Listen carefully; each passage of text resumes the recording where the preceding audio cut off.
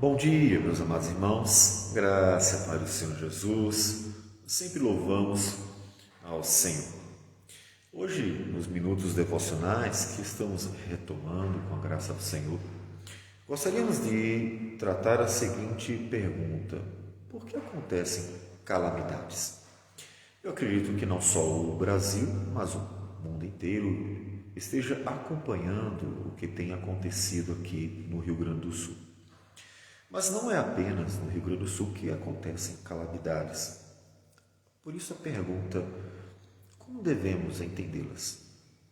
As pessoas costumam ter sentimentos, ações e reações bastante diferentes em relação às calamidades. Alguns de cara vão se revoltar contra Deus por causa daquilo que estão sofrendo. Outros vão olhar para o momento como um castigo por alguma razão. E aqueles que ignoram ou olham apenas para o cientificismo e as explicações tão básicas sobre como o evento acontece nesse olhar, nessa perspectiva científica, que não deve ser de forma alguma ignorada, porque é apenas uma explicação do fenômeno, mas não a causa dele.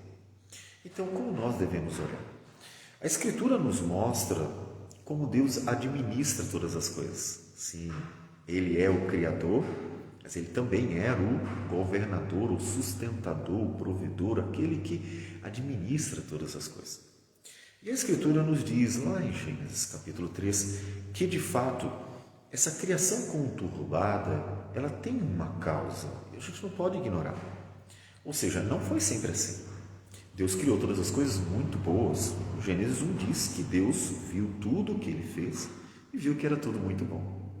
Mas, por causa do pecado, o Senhor disse para o homem, para a mulher, para Adão e Eva: visto que atendeste a voz de tua mulher e comeste da árvore que eu te ordenara não comes, maldita é a terra por tua causa. Em fadigas obterás dela o sustento durante os dias de tua vida. Ou seja, a vida passou a estar debaixo da realidade do pecado, e isso envolve toda a criação mesmo. E como Deus entregou a criação para sofrer os danos do pecado como um castigo por causa da desobediência do homem, ou seja, a rebeldia, o homem querendo a glória de Deus, querendo se afastar do Senhor, então Deus entregou as consequências, ao castigo que ele deveria sofrer para que ele visse, de fato, as consequências do seu pecado. De tal modo que em Romanos capítulo 8, nós temos o apóstolo Paulo dizendo o seguinte: a ardente expectativa da criação aguarda a revelação dos filhos de Deus, pois a criação está sujeita à vaidade, não voluntariamente, mas por causa daquele que a sujeitou, na esperança de que a própria criação será redimida do cativeiro da corrupção para a liberdade da glória dos filhos de Deus. Porque sabemos que toda a criação, a um só tempo, geme e suporta angústias até agora. Ou seja, a criação sofre. Você sofre, a criação sofre. Toda a criação está sofrendo a presença do pecado no meio dela. E é por isso, inclusive, que de uma forma extraordinária, Deus, lá em Josué, capítulo 10, fez todo o sistema solar, ou até poderíamos dizer o universo inteiro, parar por um dia, para que Josué e o povo de Deus, portanto Israel, que representava o próprio Deus, que era um instrumento da salvação, que por meio dele viria o Redentor, Israel vencesse os inimigos. Toda a criação coopera em Josué capítulo 10.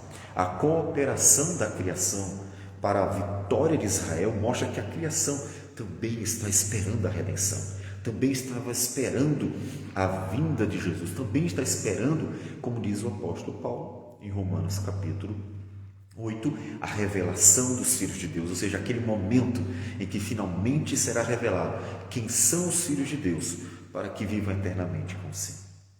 Então, a criação está sofrendo tudo isso. Quando você olhar para as catástrofes, quando você olhar para tudo que acontece de ruim, na criação como um todo, lembre-se, de fato, o pecado é a causa. Mas quando pensar no pecado, o primeiro ponto que você tem que fazer primeiro momento é olhar para o pecado como um todo, ou seja, a criação sofre o pecado, estar presente nela. Por isso tudo está perturbado, tudo está debaixo de angústia, de sofrimento, de dor, catástrofes, calamidades, tudo isso por causa do pecado. E aí, desde já, tem uma aplicação importante. Você deve observar que isso já nos remete à necessidade de uma restauração.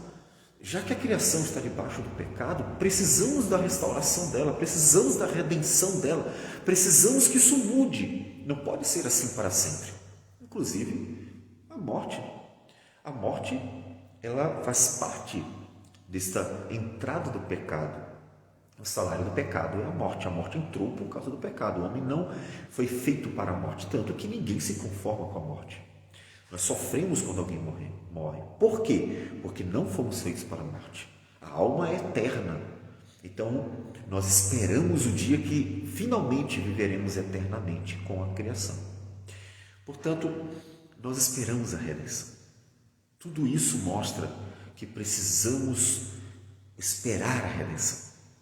E é claro que nos referimos ao desfecho dela, porque Jesus já veio, já pagou o preço e, portanto, já deu início à nova criação, mas não ao desfecho dela.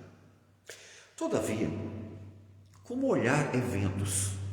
Porque também não podemos olhar para os problemas que acontecem, as calamidades que acontecem, como se fosse assim, todo tipo de problema acontece por causa do pecado e deu.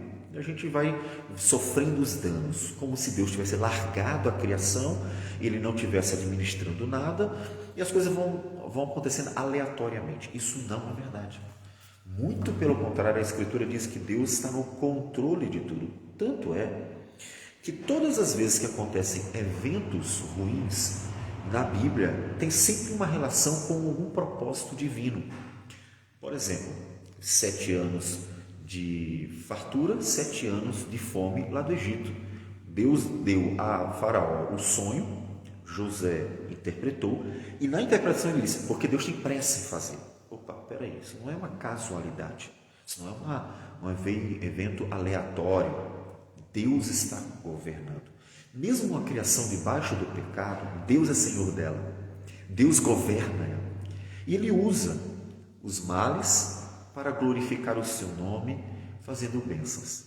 Lembre-se, inclusive, de José, como nós acabamos de mencionar. Ele mesmo interpretou, dizendo, Deus me enviou adiante de vós. E fez tudo isso para conservar a vossa vida, para conservar a vossa sucessão. Ou seja, Deus transforma males em bênçãos. Deus administra tudo para que se cumpra a vontade dele, que sempre é boa, perfeita e agradável. Então, nós devemos olhar também para tudo o que acontece como uma criação sendo também conduzida pelo Senhor. Ou seja, o pecado é a causa de todos os males, sim, sempre, porque Deus é bom, Deus é puro, Deus é santo, não há pecado nele. Mas Deus é sábio e Ele sabe administrar até mesmo o mal. Por exemplo, quando Satanás instigou Deus contra Jó, e disse, olha, tira tudo que Jó tem para ver se ele não vai blasfemar. O que foi que Deus disse? Tá, vá, tire tudo que ele tem. Não tire a vida, não mexa nele. Portanto, Deus controlou, mas o mal alcançou Jó, porque Deus de fato permitiu, Deus deixou. Mas quando a gente termina o livro de Jó, a gente vê a sabedoria de Deus. Olha, Deus usou a maldade de Satanás, que queria destruir Jó, e transformou numa grande bênção. Qual foi? Jó reconheceu que era um pecador terrível, que merecia os danos de ser um pecador, que não era digno de receber a misericórdia e a graça do Senhor. Ele se coloca humildemente diante de Deus e diz assim, eu pequei, eu errei. Porque antes disso, Jó, apesar de ser um homem temente a Deus, a Bíblia diz no livro de Jó várias vezes, ele era justo aos seus próprios olhos. Ou seja, temia a Deus, mas isso estava enchendo o coração de orgulho e ele se achava bom demais. Tanto que ele disse que ele era mais justo do que o próprio Deus. Então observe que Deus administra as coisas ruins com sabedoria para transformar em coisas boas. E é nesse momento que a igreja tem que ter maturidade para fazer essa leitura. Deus tem propósitos para todas as coisas. Deus sempre será glorificado em todas as coisas. E o nosso desejo deve ser sempre a glória de Deus acima de tudo, até acima de nós mesmos e até do outro, né? Amamos as pessoas, porque inclusive este é o mandamento, e o amor de Deus foi colocado em nosso coração, mas a glória de Deus sempre será o nosso desejo maior, o propósito maior. Então devemos ter maturidade para entender. Então Deus administra todas as coisas. Por isso que inclusive Paulo diz ainda também em Romanos capítulo 8, versículo 28, sabemos que todas as coisas cooperam para o bem dos que amam a Deus. Então Deus está administrando. E é interessante que lá no livro de Ruth, nós podemos ver isso. Nós podemos ver como veio a fome sobre a terra como um castigo de Deus por causa da idolatria do povo. E como Deus depois dá pão. No versículo 6 diz que a Noemi ouviu que o Senhor se lembrara de seu povo, dando-lhe pão. Ou seja, o castigo veio por causa de um propósito divino, corrigir o povo que estava imerso em idolatria. E depois ele, com graça, vendo o clamor do povo, pedindo misericórdia, a mudança do povo, então ele vai dar pão. Então, observe que o evento natural, que nesse caso é a seca, porque mandando a seca não há o que colher no campo, Deus administra algo. O que Deus estava fazendo? Santificando o seu povo, fazendo o seu povo abandonar a idolatria, fazendo o seu povo se arrepender dos seus pecados. Então, como nós devemos olhar os eventos na terra? Devemos olhar como Deus administrando a natureza, para que se cumpra a boa vontade dele, o bom propósito dele. Então, olhe para tudo e pergunte ao Senhor Deus o que o Senhor quer nos ensinar. É claro que a revelação está aqui na mão, ou seja, a palavra de Deus está nas nossas mãos. Todavia, Deus usa a natureza para chamar a nossa atenção, para chamar a atenção daqueles que podem, pela graça de Deus, observar que alguma coisa Deus quer comunicar. E assim você encontrará conforto. Por que encontrará conforto? Porque você então verá que até mesmo as coisas ruins que acontecem na vida, elas cumprem bons propósitos de Deus, de forma que você poderá olhar para si mesmo, analisar a sua própria vida, perceber a necessidade de falar de Cristo para as pessoas e inclusive ver que muitas pessoas estão quebrantadas. Talvez você sinta dor no coração por causa da perda. Muitas pessoas perderam tudo, mas me diga, o que adianta o homem ganhar o mundo inteiro e perder a sua alma? O Senhor Jesus mesmo foi quem disse isso. Portanto, mais vale a alma de alguém, mais vale a salvação, mais vale Deus ser glorificado na terra do que tudo que se possa alcançar. Então, não se desespere, Deus está no controle e até as calamidades são administradas com a sabedoria de Deus.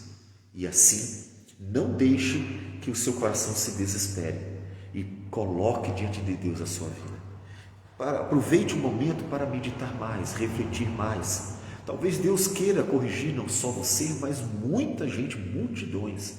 Talvez Deus esteja falando então algo para as pessoas e chamando-as ao arrependimento, já que as catástrofes da vida fazem a gente pensar na possibilidade de nós estarmos sendo exortados pelo Senhor. Então, ouça a palavra de Deus, porque ela, num momento como este, falará ao seu coração e então mostrará o caminho que se deve seguir. Olhe para o Senhor, Ele sempre estará no controle de tudo. E então busque sua graça e seu favor, porque com certeza Deus é bom e as suas misericórdias duram para sempre. Vamos orar ao Senhor. Senhor Deus amado, bendito o teu nome. Nós te louvamos por tudo, porque o Senhor é Deus.